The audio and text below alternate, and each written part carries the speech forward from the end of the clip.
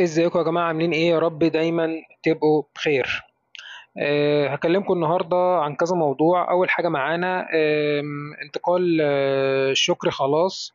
يعني شكري انتقل للنادي الأهلي، محمد شكري الباك الشمال بتاع سيراميكا خلاص صفة رسمية يعني. يبقى هكلمكم عن شكري وهكلمكم عن ياسين مرعي. صفقة ياسين مرعي برضو اللي تمت للنادي الأهلي.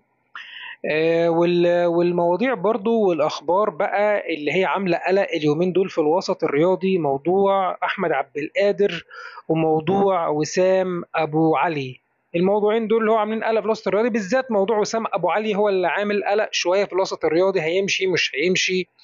هنعرف كل ده، بس هكلمكم عن موضوع وسام أبو علي إن شاء الله في آخر الحلقة. أول حاجة طبعا الأهلي خلاص أعلن عن ضم محمد شكري لمدة 5 سنين عشان خاطر يقود الجبهة اليسرى للفريق الأحمر بإذن الله بداية من الموسم المقبل.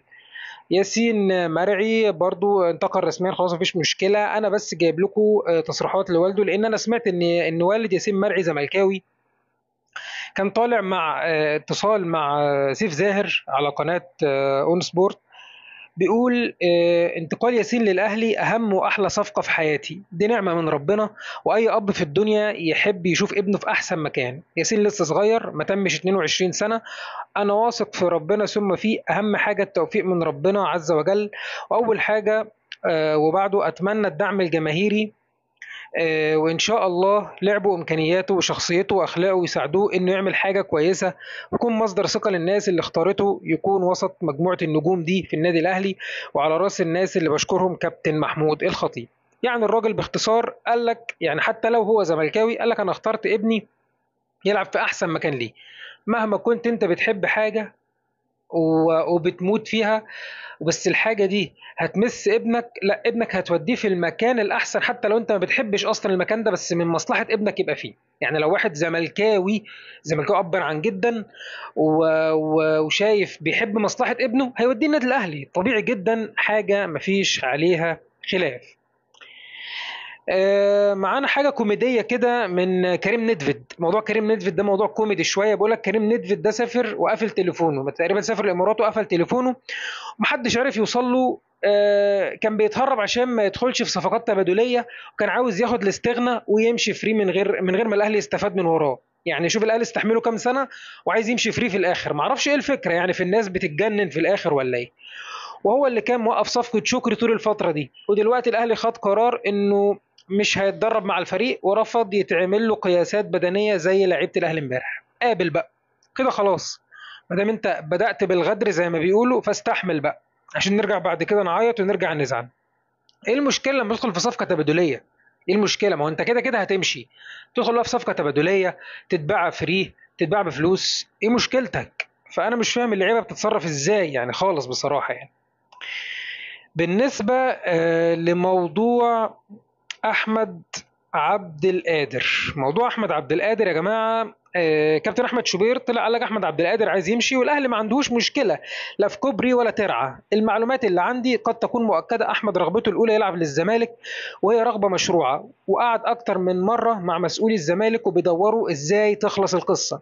فالأهلي قال له هات لي عرض كويس بفلوس كويسة. كلنا زي ما تابعنا طبعا الفترة اللي فاتت دي ان مشكلة احمد عبد القادر ان الراجل عايز يا اما العب يا اما اطلع، مش عايز اعارة، يا اما اتباع يا اما العب. في كلام كتير بيقول ان الراجل فعلا عايز يروح نادي الزمالك. الاهلي قال مفيش مشكلة خالص، بس هات لي عرض كويس، انا والله عايز فيك قد كذا، هتجيب لي الفلوس دي هبيعك مع السلامة للزمالك او غير الزمالك يعني. طيب دلوقتي موضوع احمد عبد القادر ده، هو انا ما اعرفش بيفكر ازاي، هو طبعا براحته، بس كل اللي هقوله او رايي في الموضوع ده يا جماعه، بص يا ابني انت اخترت الطريق ده، انت حر براحتك خالص مفيش مشكله خالص. لان احنا لما يبقى عندنا في المكان ده تريزيجيه وبن شرقي، انت فعلا مش هتلعب اساسي، وانت صح وعندك حق، بس اختار لنفسك طريق كويس. يعني انت لو رحت البيراميدز هقول لك ماشي، خصوصا ان بيراميدز مثلا استغنوا عن ابراهيم عادل، هقول لك ماشي مفيش مشكله خالص على فكره، مع اني ما بحبش بيراميدز نهائي يعني. بس هتاخد فلوسك، نادي هيبدا ينافس، نادي بيجهز لنفسه، نادي بيعمل عايز يبدا يعمل تاريخ لنفسه على الاقل.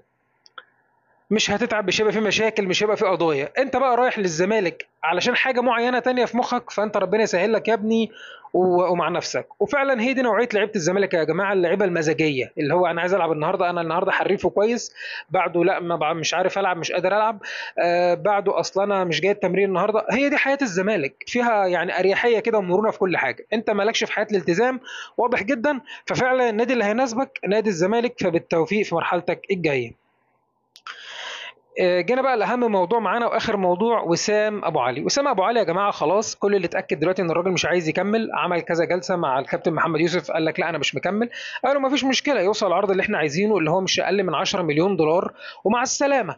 فالراجل قال لك لا، وفعلا ما نزلش فتره التدريب الاولى، او زي ما بيقولوا كده فتره القياسات البدنيه. المهم الراجل يعني بدا يعمل خرق للوائح الاهلي مباشره. يعني بدا انه مثلا يبقى في ميعاد تمرين او ميعاد اختبارات معينه للعيبه، فما راحش طنش. طبعا دي كلها تمرد وهكذا يعني، تمرد على النادي. فطبعا النادي الاهلي كعاده النادي الاهلي يعني زي ما هو معودنا، قال له لا خلاص، انت هتعمل لي قلق في الفريق، ما فيش مشكله خالص. هات العرض اللي جاي لك، ما فيش مشكله خالص، هات العرض اللي جاي لك من اي نادي. والعرض اللي انا سمعته ان هو من الفريق الامريكي اللي اسمه كولومبوس كرو. بيقول لك هو طلب شراء وسام خلاص ب 8 مليون، ب 8 مليون دولار بس. بس زود يعني ما وصلش ل 10، بس زود نسبه اعاده البيع من 10% بقت 20%، ورفع الميزات الاضافيه الى 1.5 مليون دولار. يعني الصفقه كده كده هتوصل للاهلي مش اقل من 10 مليون دولار في الاول، غير نسب اعاده البيع بعد كده.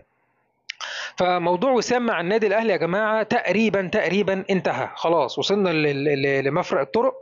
وموضوع وسام بنسبه كبيره خلاص انتهى يعني. ولسه اصلا اللاعب عموما يعني وكيل اللاعب خلاص اتفق وخلص كل حاجه، ومنتظرين الرد النهائي والموافقه من النادي الاهلي علشان خاطر وسام يخرج من النادي الاهلي ويلعب في النادي الامريكي. ده اللي اخر حاجه وصلنا لها. وبرضه هفضل اقول الله اعلم، على ان الموضوع غريب شويه، شويه ماشي شويه مش ماشي، شويه بتمرد شويه جه شويه مش هيجي، وهكذا. يعني النادي اعلن من يومين بالظبط ان يعني في بيان ان وسام مستمر وقفل باب العروض وباب اي حاجه دلوقتي، لا اللي هو مصمم انه يطلع. فخلاص بالتوفيق وربنا يسهل له يعني في حياته اللي جايه بعد كده. مش هتكلم والله واقول ان الاهلي يعمل فيه ويسوي فيه والكلام ده، لا. انا كعموما بتكلم عن نفسي كشخص كمشجع للنادي الاهلي يعني.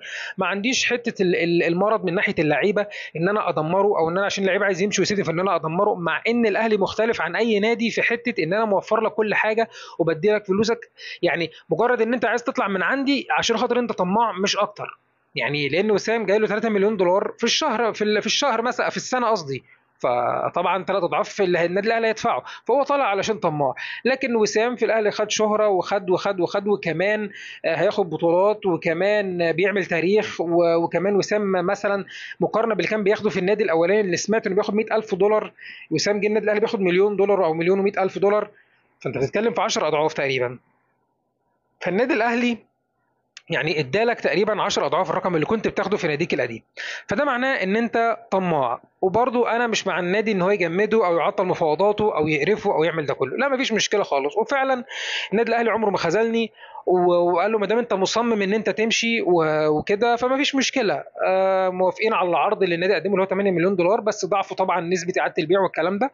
وفي خلال الساعات الجايه هتسمعوا خبر ان وسام خلاص مشي من النادي الاهلي. شكرا يا جماعه انكم سمعتوني. السلام عليكم.